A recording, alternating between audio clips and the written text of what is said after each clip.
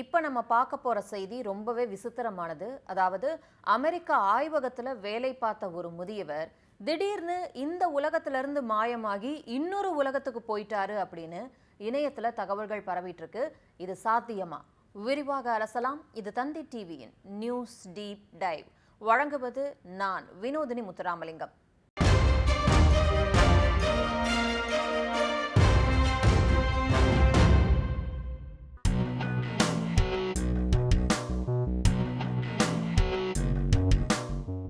Anthony Chavez அப்படிங்கிற 78 வயதான ஓய்வு பெற்ற ஊழியரை பத்தின கதை தான் இது. இவர் அமெரிக்காவில் இருக்கக்கூடிய லாஸ் அலமோஸ் நேஷனல் லேபில் வேலை செஞ்சதா சொல்றாங்க. அதாவது அமெரிக்காவுடைய நியூ மெக்சிகோ மாகாணத்தில் அமைஞ்சிருக்க உலக புகழ்பெற்ற மற்றும் வரலாற்று முக்கியத்துவம் வாய்ந்த ஒரு அதிநவீன தேசிய அறிவியல் ஆராய்ச்சி மையம் தான் இது. இரண்டாம் உலக போறப்போ உலகத்திலேயே முதல் அணு ஆயுதத்தை உருவாக்குறதுக்கான ரகசிய மன்ஹாட்டன் திட்டத்தின் கீழே இந்த ஆய்வகம் தொடங்கப்பட்டுச்சு. இன்னைக்கு இது அணுசக்தி பாதுகாப்பிலிருந்து குவாண்டம் இயற்பியல் வரைக்கும் பல மேம்பட்ட அறிவியல் ஆராய்ச்சிகளை மேற்கொள்ளக்கூடிய முதன்மை மையமா திகழுது. 1943 புகழ்பெற்ற இயற்பியலாளர் ராபர்ட் ஓபன்ஹைமர் தலைமையில உலகத்துடைய முதல் அணுகுண்டை உருவாக்குறதுக்காக இது நிறுவப்பட்டுச்சு. இப்போ அணுசக்தி பாதுகாப்பு மட்டும் இல்லாமல் குவாண்டம் கம்ப்யூட்டிங், விண்வெளி ஆய்வு, செயற்கை நுண்ணறிவு, அப்புறம் நானோ தொழில்நுட்பம் போன்ற அதிநவீன துறைகளில் ஆய்வுகள் நடத்தப்படுது. இந்த ஆய்வகத்தில் தான் இவர் பணியாற்றிட்டு இருந்ததா சொல்லப்படுறாரு. இவர் கடந்த 2025 மே மாசத்துல காணாமல் போயிருக்காராம். அவர் காணாமல் போனதிலிருந்து சோசியல் மீடியாவில் பல விசித்திரமான கதைகள் பரவ ஆரம்பிச்சிருக்கு. அது என்ன அப்படின்னா, ஒரு குவாண்டம் பிசிக்ஸ் பரிசோதனை தப்பா போயிடுச்சான். அப்போ அவர் வேறொரு பரிமாணத்துக்கு, அதாவது இன்னொரு டைமென்ஷனுக்கு போயிட்டாரோ அப்படின்னு இந்த மறைவுக்கும் குவாண்டம் பிசிக்ஸுக்கும் ஏதாச்சும் சம்மந்தம் இருக்குமா அப்படின்னு பலர் பேசிக்கிறாங்க. அப்படின்னா என்ன அப்படின்னா, லாரன் கான்லின் அப்படிங்கிற ஒரு புலனாய்வு பத்திரிகையாளர் ஆந்தனி சாவேஸ் குவாண்டம் பிசிக்ஸ் சம்பந்தமான இடத்துல வேலை செஞ்சதா சொன்னாங்க. குவாண்டம் இயற்பியல் அப்படின்னா நம்ம கண்ணுக்கே தெரியாத மிக சிறிய துகள்கள், பார்ட்டிகிள்ஸ் பற்றி படிக்கிறது தான் குவாண்டம் பிசிக்ஸ். சாதாரணமாக நாம் பார்க்கக்கூடிய வாகனங்கள், பந்தா இருக்கலாம், பாலா இருக்கலாம், பேட்டா இருக்கலாம், இல்லை மனிதர்கள் எல்லாருமே இயற்பியலோட சாதாரண விதிகளுக்கு உட்பட்டு தான் நடப்போம். உதாரணத்துக்கு ஒரு பந்தை நீங்கள் தூக்கி போடுறீங்க அப்படின்னா அது எங்கே போய் விழும் அப்படின்னு நம்மளால துல்லியமாக கணிக்க முடியும். ஆனால் அணு, எலக்ட்ரான், ஃபோட்டான் போன்ற குட்டி குட்டி துகள்களோட உலகத்துக்குள்ளே போயிட்டோம் அப்படின்னா அங்கே இந்த மாதிரி சாதாரண விதிகள் எதுவுமே வேலை செய்யாது அப்படிங்கிறாங்க. குவாண்டம் உலகத்துக்குள்ள இருக்கக்கூடிய ஒரு எலக்ட்ரான் சில நேரங்களில் ஒரு கல் மாதிரி திடமாக நடக்குமா, ஆனால் சில நேரங்களில் தண்ணியில் வரக்கூடிய அப்படியே அலை மாதிரி பரவுமா. அது எப்படி ஒரே நேரத்தில் ரெண்டாவும் இருக்க முடியும் அப்படிங்கிறது தான் பெரிய மர்மம். சூப்பர் பொசிஷன் அப்படின்னு ஒன்று இருக்குது. அதாவது ஒரு நாணயத்தை சுண்டி விடுறோம் அப்படின்னா அது தரையில் விழுகிற வரைக்கும் சுழன்றுக்கிட்டே இருக்கும். அப்போது அது தலையா இல்லை பூவா அப்படின்னு சொல்ல முடியாது. ரெண்டுமே கலந்த ஒரு நிலையில் இருக்கும். அதே போல் ஒரு குவாண்டம் துகளை நாம் அளந்து பார்க்குற வரைக்கும் அது ஒரே நேரத்தில் பல நிலைகளில் இருக்க முடியும் அப்படின்னு சொல்கிறாங்க. குவாண்டம் என்கேஜ்மெண்ட் அப்படின்னு ஒன்று இருக்குது.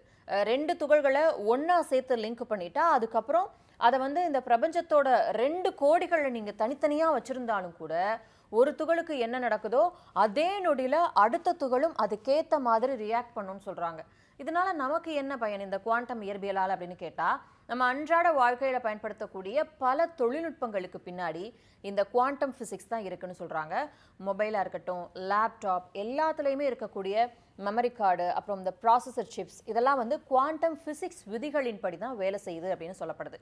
சூப்பர் மார்க்கெட்டில் இப்போ பார் கோட் ஸ்கேன் பண்ணுறதுல துவங்கி ஹாஸ்பிட்டலில் நம்ம அங்கே பண்ணக்கூடிய லேசர் ஆப்ரேஷன் வரைக்கும் எல்லாமே குவாண்டம் தியரி தானா.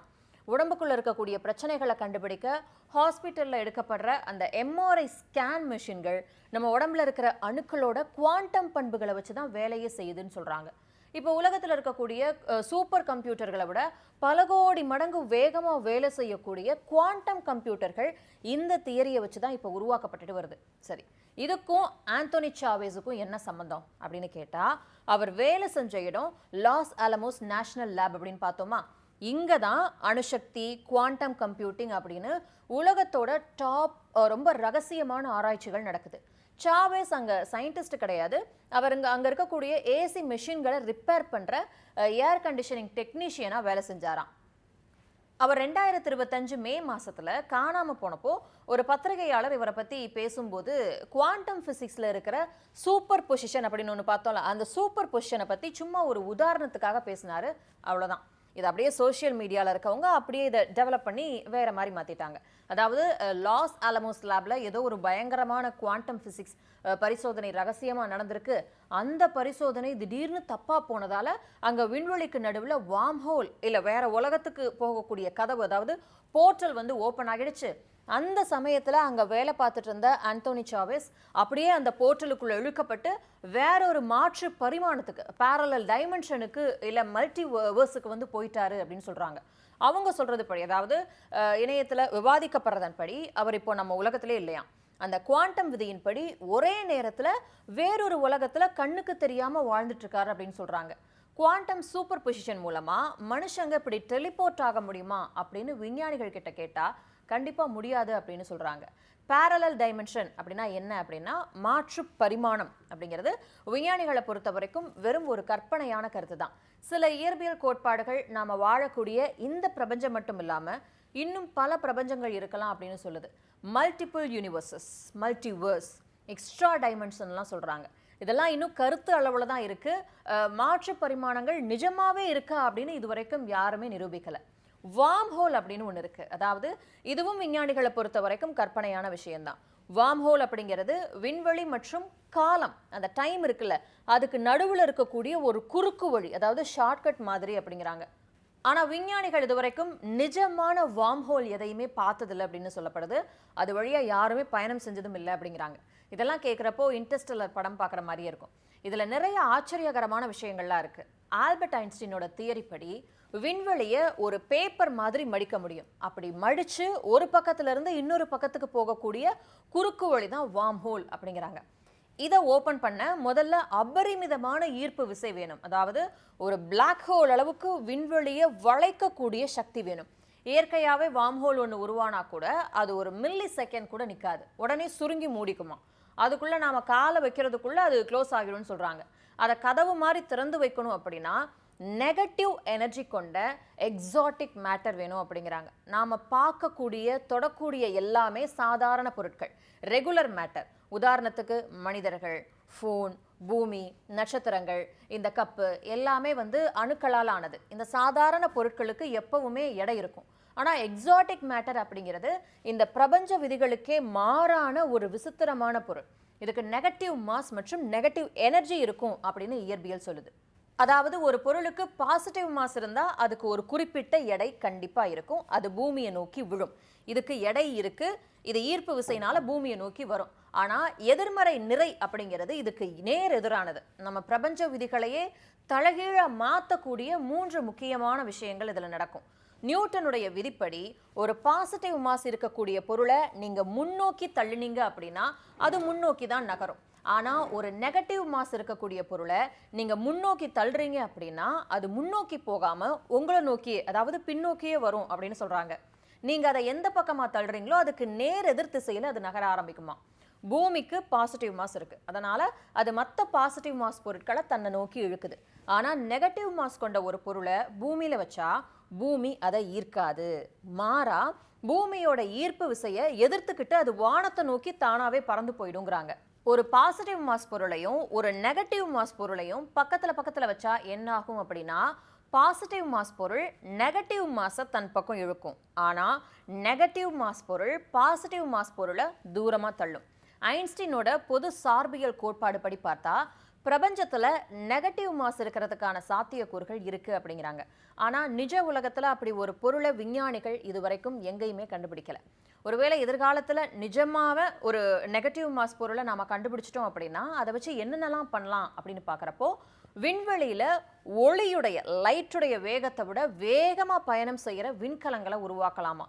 முன்னாடியே பார்த்த மாதிரி காலத்துக்கு, அதாவது டைமுக்கு நடுவுல குறுக்கு வழியை வார்ம் ஹோலை உருவாக்கி வேற யூனிவர்ஸுக்கு போக இந்த நெகட்டிவ் மாஸ் தான் ஒரே வழி அப்படிங்கிறாங்க. விண்வெளியில ஒரு வார்ம் ஹோல் உருவாகுது அப்படின்னா அதோட கடுமையான ஈர்ப்பு விசை காரணமா அது உருவான அடுத்த மைக்ரோ நொடியில தானாவே உள்நோக்கி சுருங்கி அழிஞ்சிடும் அப்படின்னு பார்த்தோம். அப்படி சுருங்காம வார்ம் ஹோலோட வாசலை திறந்தே வைக்க இந்த எக்ஸாட்டிக் மேட்டர் வேணும். வார்ம் ஹோலோட உட்பகுதியில இந்த எக்ஸாட்டிக் மேட்டரை வச்சா அது தன்னோட நெகட்டிவ் எனர்ஜி மூலமா வார்ம் ஹோலோட சுவர்களை உள்நோக்கி சுருங்க விடாம வெளிநோக்கி தள்ளி அந்த பாதையை திறந்தே வச்சிருக்கோம் அப்படிங்கிறாங்க. அப்பதான் நம்ம அதுக்குள்ள போக முடியும் அப்படின்னு சொல்லப்படுது. இதுவரைக்கும் பிரபஞ்சத்துல எந்த ஒரு இடத்துலையும் எக்ஸாட்டிக் மேட்டர் அப்படிங்கிற ஒரு பொருள் நிஜமா இருக்கிறத விஞ்ஞானிகள் பார்க்கல அப்படின்னு சொல்றாங்க. ஆனா குவாண்டம் இயற்பியல்ல கேசிமிர் எஃபெக்ட் அப்படிங்கிற ஒரு பரிசோதனை மூலமா மிக சிறிய அளவிலான நெகட்டிவ் எனர்ஜியை ஆய்வகத்துல விஞ்ஞானிகளால உருவாக்க முடிஞ்சிருக்கு. ஆனா அது ஒரு வார்ம் ஹோலை திறந்து வைக்கிற அளவுக்கெல்லாம் அவ்வளோ எஃபெக்ட் எல்லாம் கிடையாது அதுல அப்படிங்கிறாங்க. அதனால எக்ஸாட்டிக் மேட்டர் அப்படிங்கிறது இப்போதைக்கு கருத்தியல் ரீதியாக தான் இருக்கு, இன்னும் முழுமை பெறல. ஒருவேளை கஷ்டப்பட்டு வார்ம் ஹோலை ஓபன் பண்ணி உள்ள போனா கூட அங்க இருக்கக்கூடிய ராட்சச ஈர்ப்பு விசை நம்ம உடம்ப அப்படியே நூடுல்ஸ் மாதிரி இழுத்து துகள்கள் ஆக்கிடுங்கிறாங்க. இது அறிவியல்ல ஸ்பகெட்டிஃபிகேஷன் அப்படின்னு சொல்றாங்க. இதோட அங்க இருக்கக்கூடிய பயங்கரமான கதிர்வீச்சும் மனுஷங்களை நொடியில சாம்பலாக்கிடுமா. அப்போ வேற யூனிவர்ஸ்க்கு போகவே முடியாதா அப்படின்னு கேட்டா இப்போதைக்கு அது சாத்தியம் இல்லை அப்படின்னு சொல்லப்படுது. நம்ம வாழக்கூடிய இந்த பிரபஞ்சத்தோட எல்லையை தாண்டியே இன்னும் நம்மளால போக முடியல. அப்படி இருக்கப்போ இன்னொரு யூனிவர்ஸ், இன்னொரு பிரபஞ்சம் நிஜமாவே இருக்கா இல்லையா அப்படின்னு இன்னும் நிரூபிக்கப்படல. சரி, சாவேஸ் வேலை செஞ்சார்ல, அதே ஆய்வகத்துல சம்பந்தப்பட்ட இன்னொரு ஊழியரான மெலிசாவும் சாவேஸ் காணாம போன ஒரு மாசத்திலே காணாம போயிட்டதா தகவல்கள் கிடைச்சது. அவங்களோட உடல் வேறொரு இடத்துல அப்புறமா கண்டுபிடிக்கப்பட்டுச்சு. அவங்க உடம்புக்கு பக்கத்துல ஒரு துப்பாக்கியும் இருந்திருக்கு. ஆனா போலீஸ் தரப்புல இவங்களோட மரணத்துக்கும் சாவேஸ் காணாம போனதுக்கும் எதுவும் தொடர்பு இருக்கா அப்படின்னு தெரியல அப்படின்னு சொல்றாங்க. கடந்த சில வருஷங்கள்ல அணுசக்தி தொழில்நுட்பம், ஏவுகணை தொழில்நுட்பம், விண்வெளி ஆய்வு இந்த துறைகள்ல வேலை செஞ்ச சில விஞ்ஞானிகள் காணாம போயிருக்காங்க, இல்லைன்னா இறந்திருக்காங்க. ரொம்ப குறுகிய காலத்துல இந்த மாதிரி சில விசித்திரமான சம்பவங்கள் நடந்ததால இணையவாசிகள் இதெல்லாம் ஒன்னா சேர்த்து பேச துவங்கியிருக்காங்க. வில்லியம் நெயில் மெக்காஸ்லான் அப்படின்னு ஒருத்தர் இருந்தார். அதாவது இவர் வந்து ஏர்ஃபோர்ஸ் ரிசர்ச் லேபோட ஒரு ரிட்டையர்டு கமாண்டர் அப்படின்னு சொல்றாங்க. இவர் தன்னோட வீட்டிலிருந்து காணாம போயிட்டு தான் சொல்லப்படுது. அவர் போகும்போது ஒரு துப்பாக்கியை மட்டும் எடுத்துட்டு போனதா சொல்றாங்க. ஆனா அவரோட போன், கண்ணாடி, சாவி எல்லாத்தையும் வீட்டிலேயே வச்சுட்டு போயிருக்காரு. இவரோட இந்த விசித்திரமான நடத்தை தான் பல சந்தேகங்களை கிளப்புச்சு. ஆனா இவர் காணாம போனதுக்கும் அந்த நாட்டுடைய அமெரிக்காவுடைய பாதுகாப்பு திட்டங்களுக்கும் ஏதாவது சம்பந்தம் இருக்கா அப்படின்னு போலீஸ் இன்னும் உறுதிப்படுத்தல. அடுத்து மோனிகா ஜெசன்டோ ரெசா அப்படின்னு ஒருத்தவங்க. இவங்க நாசா விண்வெளி பொறியாளர். மலை ஏறிக்கிட்டு இருக்கும்போது இவங்க வந்து காணாம போயிட்டதா சொல்றாங்க. இவங்க ஏவுகணை பொருட்கள் அப்புறம் ராக்கெட் தொழில்நுட்பம் இந்த துறைகள்ல வேலை செஞ்சதா சொல்லப்படுது. ஆனா இவங்க காணாம போனதுக்கும் மற்ற விஞ்ஞானிகள் காணாம போனதுக்கும் ஏதாச்சும் தொடர்பு இருக்கா அப்படிங்கிறதுக்கும் எந்த ஆதாரமும் கிடையாது. மெக்கஸ்லாண்ட் அப்படின்னு ஒருத்தரை பார்த்தோம்ல, அவர் வந்து ரைட் பேட்டர்சன் ஏர்ஃபோர்ஸ் பேஸ்ல வந்து நடந்ததா சொல்லப்படக்கூடிய ரகசிய பறக்கும் தட்டு திட்டங்களோட தொடர்புடையவர் அப்படின்னு சொல்றாங்க. இந்த ஏர்ஃபோர்ஸ் பேஸ் வந்து, அதாவது விமான படை தளம் வந்து ரொம்ப காலமாவே சமூக வலைதளங்கள்ல பறக்கும் தட்டு வதந்திகளுக்கு பேர் போன ஒரு இடம். ஆனா ஏலியன் தொழில்நுட்பமோ இல்ல ரகசிய பறக்கும் தட்டு திட்டங்களோ தான் இந்த விஞ்ஞானிகள் காணாம போனதுக்கு காரணம் அப்படின்னு எந்த ஒரு ஆதாரமும் காவல்துறை தரப்புல இன்னும் தரப்படல. இவங்க மட்டும் இல்லாம நூனோ லொரைடோ அப்படிங்கிற ஒரு இயற்பியலாளர் பாஸ்டன் நகருக்கு பக்கத்துல இருக்கக்கூடிய அவரோட வீட்டுக்கு வெளியில கொலை செய்யப்பட்டார். இவரை கொலை செஞ்சதா அவருடைய முன்னாள் வகுப்பு தோழன் கைது செய்யப்பட்டாரு. அடுத்து வந்து கால் கிரில்மேர் அப்படிங்கிற ஒருத்தர். இவர் வந்து கடந்த 2026 இந்த வருஷம் தான் பிப்ரவரி மாசத்துல கொலை செய்யப்பட்டதா சொல்றாங்க. இவர் வந்து தண்ணீர் இருக்க வாய்ப்புள்ள ஒரு புதிய கிரகம் பத்தின வானியல் ஆராய்ச்சியில ஈடுபட்டிருந்தார். அடுத்து ஜேசன் தாமஸ் அப்படிங்கிற ஒரு இறந்து போன விஞ்ஞானிகள் பட்டியலில் இவருடைய பெயரும் இருக்கு. ஆனா இவரோட மரணத்துக்கும் மற்ற வழக்குகளுக்கும் ஏதாச்சும் சம்பந்தம் இருக்கா அப்படின்னு கேட்டா அதுவும் தெரியல. இந்த எல்லா வழக்குகளும் ஒன்னோட ஒன்று லிங்க் ஆகியிருக்கா? காணாம போன விஞ்ஞானிகளுக்கு ஒருத்தர் தெரியுமோ இல்ல தெரியாதோ? அவங்க எல்லாரும் ஒரே ரகசிய ப்ராஜெக்ட்ல வேலை செஞ்சாங்க அப்படின்னு ஏதாவது ஆதாரம் இருக்கா?